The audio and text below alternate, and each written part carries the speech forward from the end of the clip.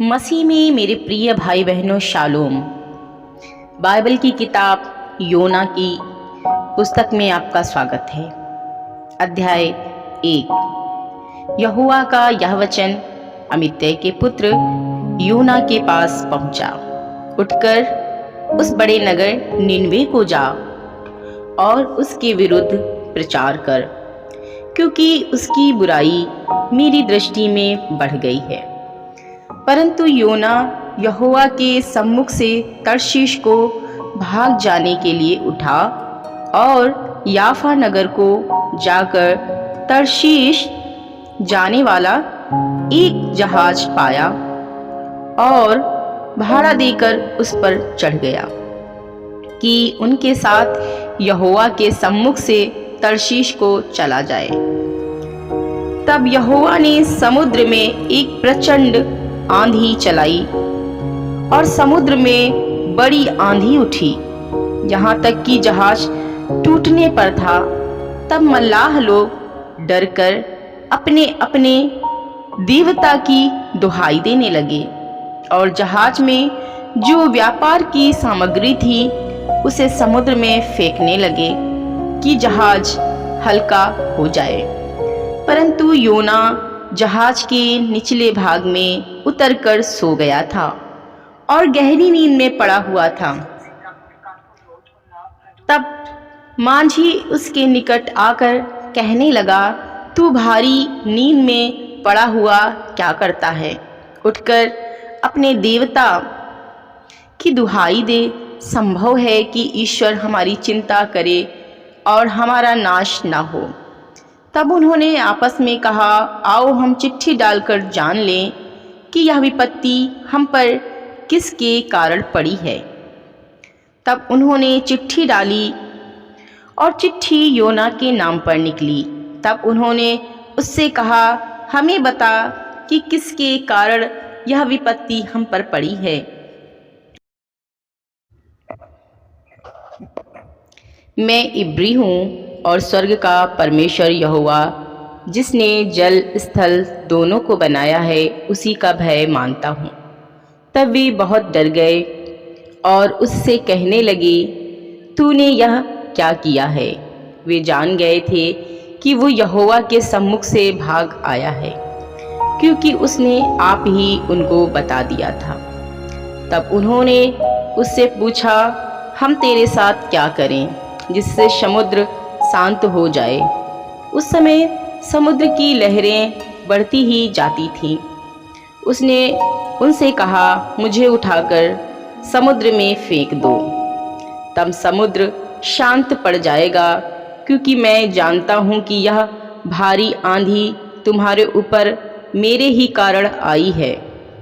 तो भी वे बड़े यत्न से खेते रहे कि उसको किनारे पर लगाएं, परंतु पहुँच ना सके, क्योंकि समुद्र की लहरें उनके विरुद्ध बढ़ती ही जाती थीं। तब उन्होंने यहोवा को पुकार कर कहा, हे यहोवा, हम विनती करते हैं कि इस पुरुष के प्राण के बदले हमारा नाश ना हो और ना हमें निर्दोष की हत्या का दोषी ठहरा, क्योंकि हे यहोवा, जो कुछ तेरी इच्छा थी वही तूने किया है। तब उन्होंने योना को उठाकर समुद्र में फेंक दिया और समुद्र की भयानक लहरें थम गई। तब उन मनुष्यों ने यहोवा का बहुत ही भय माना और उसको भेंट चढ़ाई और मन्नतें मानी। यहोवा ने एक बड़ा सा मत्स्य ठहराया था कि योना को निगल ले, और योना उस महामत्स्य के पेट में 3 दिन और 3 रात पड़ा रहा। अध्याय 2। तब योना ने उसके पेट में से अपने परमेश्वर यहोवा से प्रार्थना करके कहा, मैंने संकट में पड़ी हुई यहोवा की दुहाई दी और उसने मेरी सुन ली है। अधोलोक के उदर में मैं चिल्ला उठा और तूने मेरी सुन ली। तूने मुझे गहरे सागर में समुद्र की थाह तक डाल दिया और मैं धाराओं के बीच में पड़ा था। तेरी भड़काई हुई सब तरंगे और लहरें मेरे ऊपर बह गईं। तब मैंने कहा, मैं तेरे सामने से निकाल दिया गया हूँ, कैसे मैं तेरे पवित्र मंदिर की ओर फिर ताकूँगा। मैं जल से यहाँ तक घिरा हुआ था कि मेरे प्राण निकले जाते थे। गहरा सागर मेरे चारों ओर था और मेरे सिर में सिवार लिपटा हुआ था। मैं पहाड़ों की जड़ तक पहुँच गया था। मैं सदा के लिए भूमि में बंद हो गया था। तो भी हे मेरे परमेश्वर यहोवा, तूने मेरे प्राणों को गड्ढे में से उठाया है।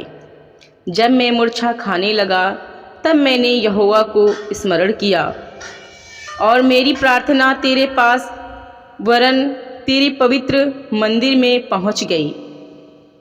जो लोग धोखे की व्यर्थ वस्तुओं पर मन लगाते हैं वे अपने करुणा निधान को छोड़ देते हैं, परंतु मैं ऊंचे शब्द से धन्यवाद करके तुझे बलिदान चढ़ाऊँगा।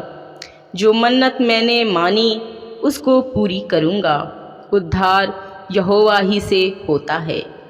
तब यहोवा ने मत्स्य को आज्ञा दी और उसने योना को स्थल पर उगल दिया। अध्याय 3। तब यहोवा का यह वचन दूसरी बार योना के पास पहुँचा, उठकर उस बड़े नगर निनवे को जा और जो बात मैं तुझसे कहूँगा उसका उसमें प्रचार कर। तब योना यहोवा के वचन के अनुसार निनवे को गया। निनवे एक बहुत बड़ा नगर था, वह 3 दिन की यात्रा का था। योना ने नगर में प्रवेश करके 1 दिन की यात्रा पूरी की और यह प्रचार करता गया, अब से 40 दिन के बीतने पर निनवे उलट दिया जाएगा।